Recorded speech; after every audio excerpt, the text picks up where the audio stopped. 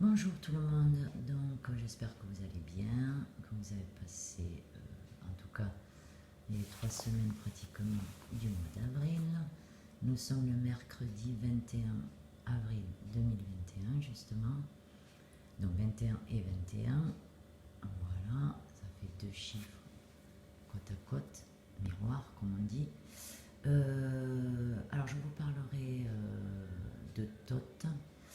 Et je commencerai cette météo du jour, ce tirage, enfin d'une carte, d'une lame, qui coïncide toujours pareil avec mon oracle égyptien, bien évidemment, avec la statue de Sceau Énergie Divine qui me l'a offert, Nefertiti.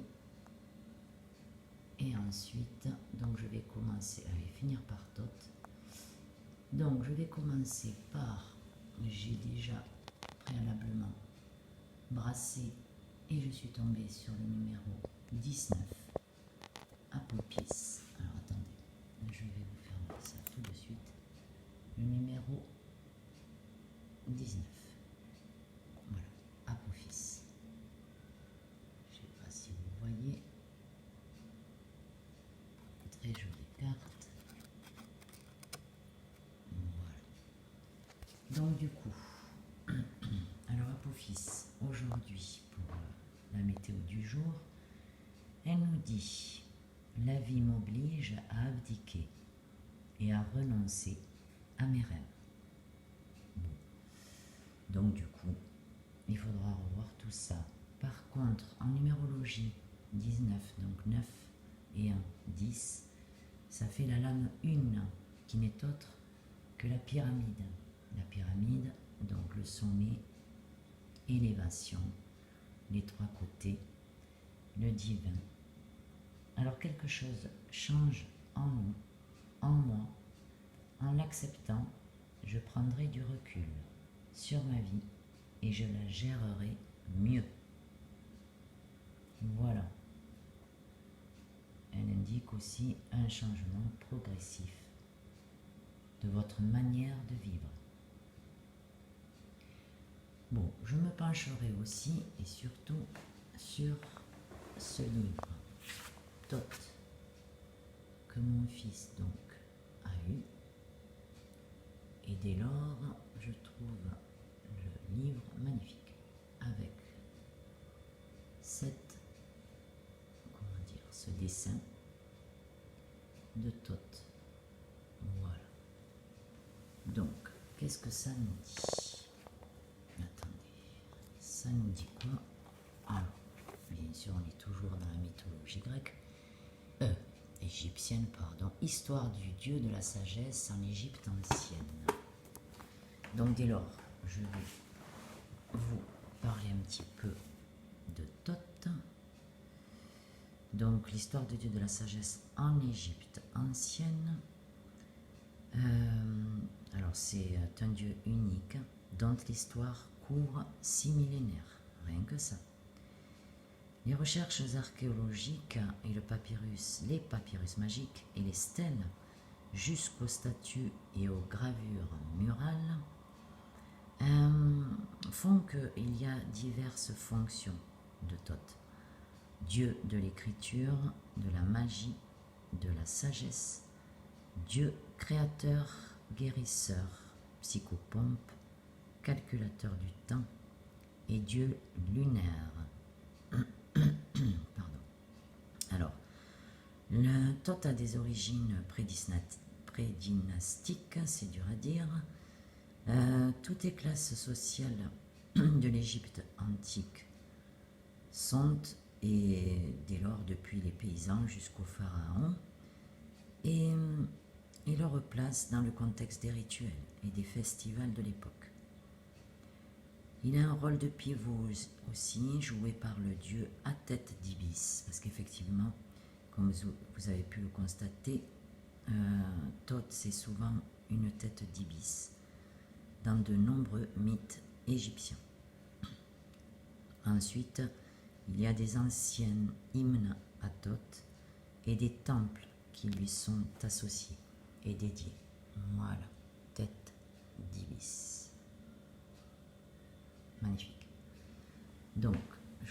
choses-là. Donc, je vais vous lire ce que Thoth veut dire. Alors, la compagnie de Bastet, vous savez, cette déesse chat, et d'Isis vous ravit. Donc, Isis, c'est moi, c'est-à-dire ma chaîne en l'occurrence, que vous regardez pour la faire vivre. Et c'est super, je vous en remercie beaucoup, énormément. Alors, mon fils, qui n'est autre que Thoth, d'ailleurs, il a une chaîne qui s'appelle Thoth, T-H-O-T, orthographe, qui aide, alors il aide les personnes qui ont des difficultés et aussi des collégiens, des lycéens, des enfants, quoi. Je trouve ça formidable de partager ces connaissances, ou en tout cas d'aider voilà, ceux qui en ont besoin, y compris les moins grands, mais aussi les adultes. Donc voilà, il fait beaucoup d'orthographe, dictée, etc. Il a aussi vocabulaire, conjugaison, grammaire. Il fait de l'histoire géo un petit peu aussi. En tout cas, il a eu fait. Il fait aussi du vocabulaire anglais. Donc de l'anglais, voilà. Et je vous dirai aussi qu'il a écrit et surtout un e-book. Un e-book dans sa chaîne qu'il a créé lui-même. Voilà.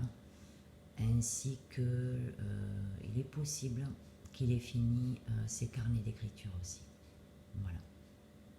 Tout ça est bien sûr pas très cher, mais c'est très très beau.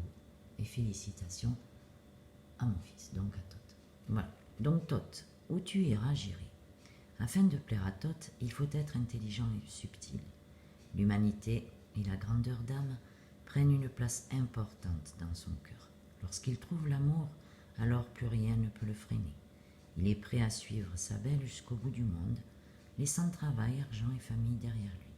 Si cela peut lui garantir son amour. Sa petite faiblesse, un couple trop fusionnel peut finir par s'étouffer, bien évidemment.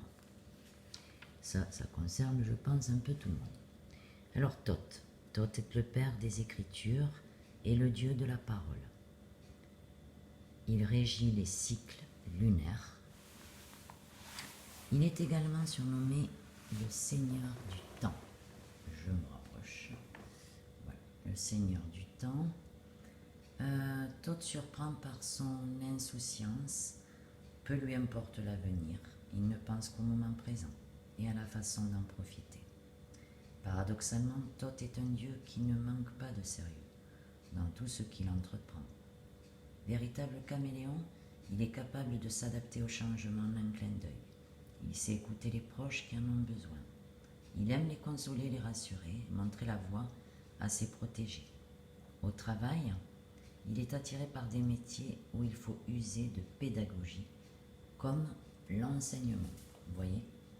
Donc ça, je trouve fabuleux. C'est tout à fait mon fils et c'est tout à fait donc sa chaîne. Je vous invite à aller la voir. Thoth orthographe. Sur ce, j'espère que cette petite histoire égyptienne d'antique, toujours pareil, vous aura plu.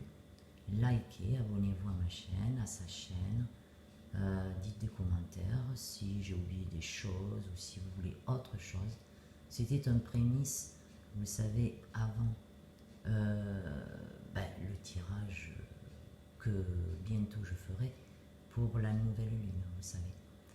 Voilà, la pleine lune notamment. Bon, sur ce, je vous souhaite une bonne journée si c'est en journée ou une soirée comme c'est le cas chez moi.